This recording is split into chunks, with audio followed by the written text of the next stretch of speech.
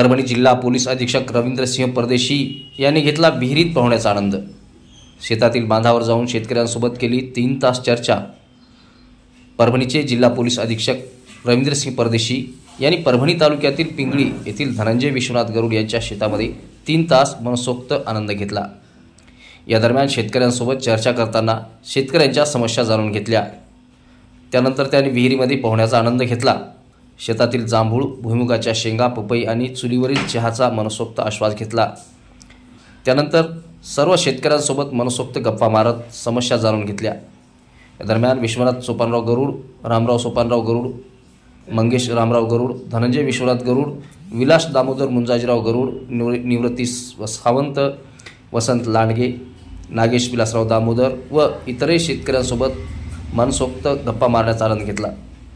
प्रतिनिधी भगवान जाधव, पिंगळी।